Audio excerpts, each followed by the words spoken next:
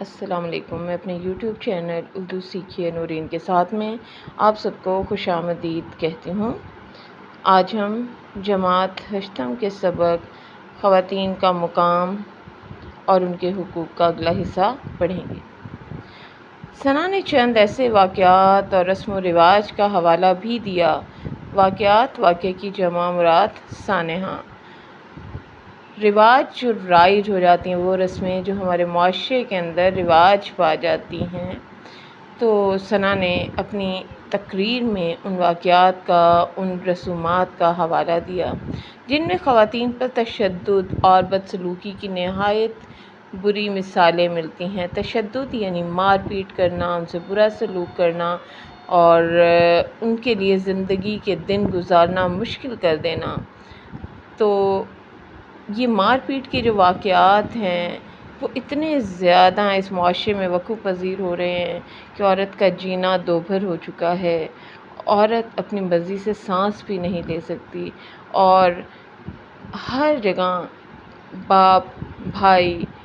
شوہر، بیٹے، کوئی ایسا رشتہ نہیں ہے جو عورت پر حکمرانی کے حق کو استعمال نہ کرے اور انہیں بری طرح تشدد کا شکار نہ بنائے، ان سے برا سلوک نہ کرے۔ یعنی مرد ہر صورت میں عورت کو تکلیف دینے کا کوئی بھی موقع اپنے ہاتھ سے جانے نہیں دیتا۔ پاکستان کے کچھ پسماندہ علاقوں میں ونی کی رسم کا ذکر کرتے ہوئے اس نے بتایا کہ کیسے خواتین کے جائز حقوق کو غیرت کے نام پر ان کو نظر انداز کر دیا جاتا ہے۔ جائز حقوق یعنی جن کا اسلام نے انہیں حق دیا ہے اور معاشرہ جو حق انہیں دیتا ہے اسے بھی غیرت اور عزت کے نام پر ملیا میٹ کر دیا جاتا ہے، ان سے وہ حقوق بھی چھین لیے جاتے ہیں۔ اور ونی کی رسم میں عورت کے ساتھ برا سلوک کیا جاتا ہے۔ ونی یا سوارا ایک رسم کے دو نام ہیں۔ پنجاب میں اسے ونی جبکہ سرحد میں سوارا کہا جاتا ہے۔ سندھ اور بلوچستان میں بھی اسی طرح کی رسمیں ہیں جن کے ذریعے دو خاندانوں میں صلح کی خاطر جرگہ یا پنچایت کے ذریعے بطور جرمانہ لڑکیاں دی جاتی ہیں۔ بعض اوقات تو کم سن لڑکیاں بڑی عمر کے لوگوں سے بیاہی جاتی ہیں اور اسی رسم کو ونی کی رسم کہا جاتا ہے۔ کئی خواتین پر تیزاب ڈال کر ان کے چہروں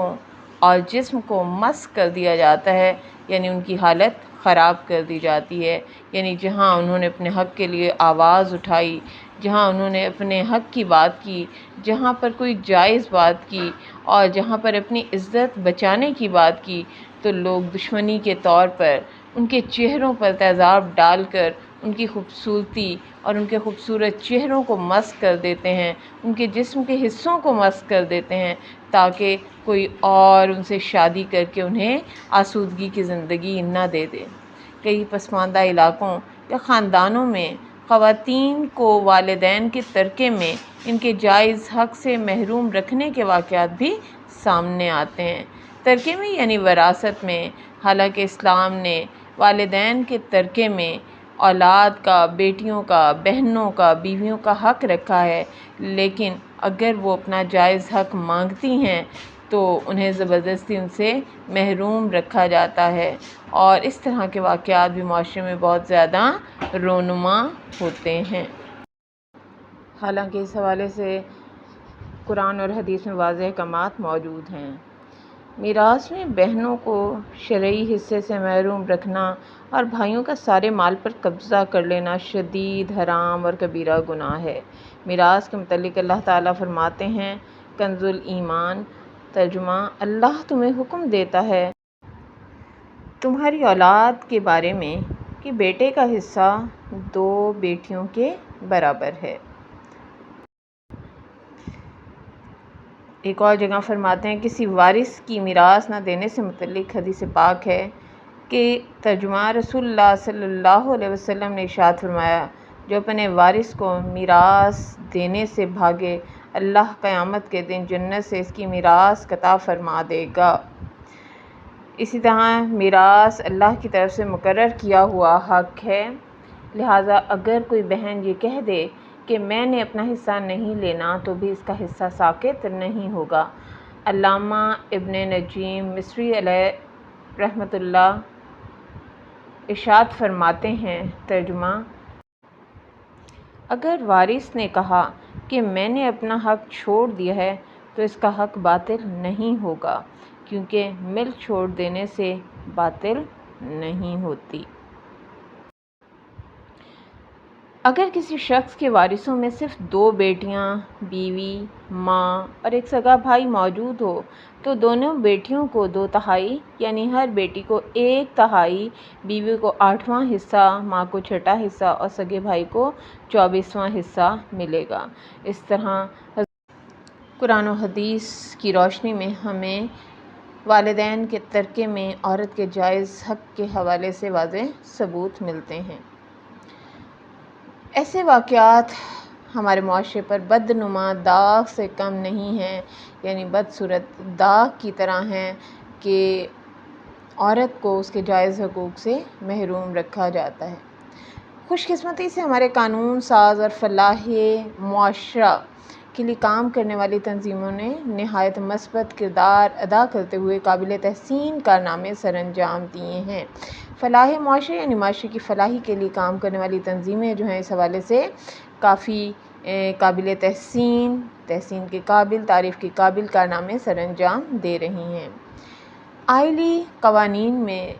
سے ناانصافی پر مبنی اور امتیازی شقوں کو ختم کر کے انہیں اسلامی تعلیمات کے مطابق بنانے کے لیے مناسب تبدیلیاں کی گئی ہیں۔ آئلی قوانین یعنی گھریلو زندگی سے متعلق جو قوانین ہیں ان میں جو ناانصافی پر مشتمل شقیں تھیں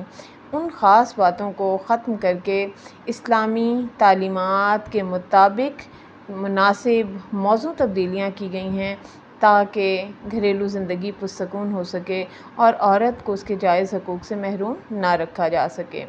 آئین پاکستان میں مناسب رد و بدل کر کے مناسب یعنی موزوں معقول تبدیلیاں کر کے اسے عین اسلامی رنگ میں بدل دیا گیا، یعنی بالکل اسلامی تعلیمات کے مطابق ڈھالنے کی کوشش کی گئی ہے تاکہ عورت حقوق نسواں سے محروم نہ ہو سکے۔ ان قوانین کی روشنی میں خواتین کو برابری کی سطح پر وہ تمام حقوق دیے گئے ہیں جن کے ملنے سے اب وہ مردوں کے شانہ بشانہ باعزت اور باوقار طریقے سے زندگی بسر کر سکتی ہے۔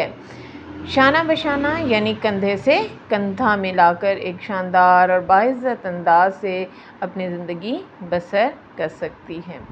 معاشرے میں خواتین کو عدم تحفظ کا شکار ہونے سے بچانے کے لیے کئی نجی ادارے بھی قابل تحسین، قابل ستائش خدمات سر انجام دے رہے ہیں۔ عدم تحفظ یعنی بغیر حفاظت کا شکار ہونے سے بچانے کے لیے کہ عورت کو کی حفاظت نہ ہو سکے، اسے تحفظ نہ دیا جا سکے، تو ایسے تمام سلسلوں کو ختم کرنے کے لیے، اسے تحفظ دینے کے لیے بہت سے ذاتی اور تعریف کے قابل خدمات سر انجام دی جا رہی ہیں، کام کیے جا رہے ہیں تاکہ عورت معاشرے میں باعزت زندگی بسر کر سکے۔ یہ ادارے ان خواتین کا سہارا بنتے ہیں، یعنی ان کا آسرا بن جاتے ہیں اور ان کی حفاظت کرتے ہیں جو وسائل کی کمی یا قانون سے ناآشنائی کی وجہ سے اپنے حقوق کا تحفظ کرنے سے قاصر ہیں۔ وسائل یعنی ذرائع، تو وہ خواتین جو بے آسرا ہیں، جو قوانین نہیں جانتی، ان سے ناآشنا ہیں اور ناواقف ہیں، تو یہ نجی اور ذاتی ادارے جو ہیں یہ ان کی مدد کرتے ہیں اور اپنے حقوق کا تحفظ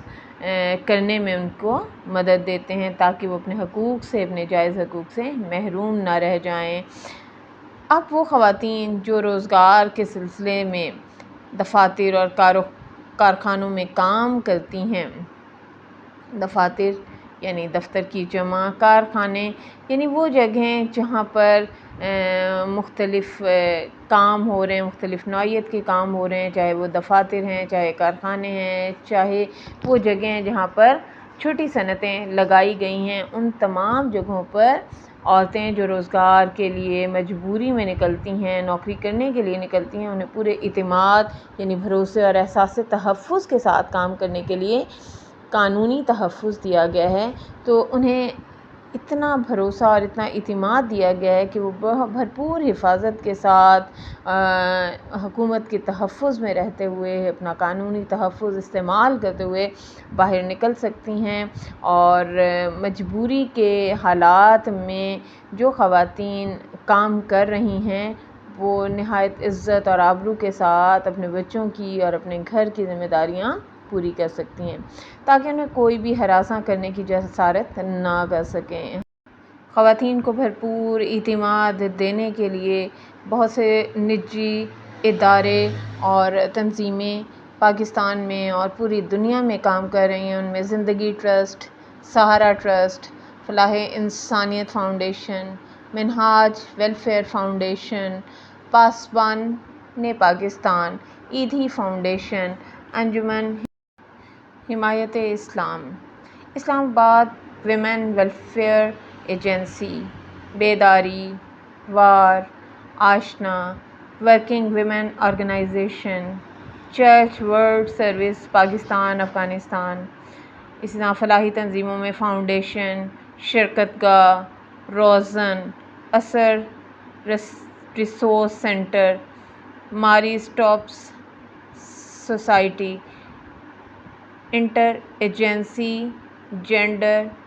اینڈ ڈیولپمنٹ گروپ۔ تو اس طرح کی بہت سی تنظیمیں ہیں جو خواتین کو تحفظ دینے کے لیے قابل ستائش کارنامے سر انجام دے رہی ہیں۔ اب ثنا نے اپنی تقریر کے اختتام پر یعنی خاتمے پر حاضرین سے مخاطب ہو کر کہا کہ عورتوں پر عدم تشدد کے قوانین اپنی جگہ نہایت مفید ہیں۔ عدم تشدد یعنی مار پیٹ نہ کرنا کے جو قوانین بنائے گئے ہیں وہ بہت فائدہ مند ہیں، لیکن جب تک خواتین خود بیدار نہیں ہوں گی، خود آگاہ نہیں ہوں گی اور اپنے حقوق کا تحفظ نہیں کریں گی، اس وقت تک ان قوانین کو مؤثر ہونے پر سوالیہ نشان قائم رہے گا، یعنی یہ قوانین پورے نہ ہونے کے بارے میں شک رہے گا۔ ثنا نے قرآن مجید میں اللہ تعالیٰ کے اس فرمان پر اپنی تقریر ختم کی ہے، لَيْسَ لِلْإِنسَانِ إِلَّا مَا سَعَى، یعنی انسان کو وہی ملتا ہے جس کے لیے وہ کوشش کرتا ہے، یعنی جدوجہد کرتا ہے۔ ثنا کی اس نہایت پرتاثیر یعنی پر اثر تقریر پر پورا ہال تالیوں سے گونج اٹھا اور سب نے اس کے خوبصورت خیالات پر دل سے اسے داد دی، اور جس نے نہایت عمدگی سے خواتین کے مقام اور ان کے حقوق سے حاضرین کو آگاہ کیا۔ شکریہ۔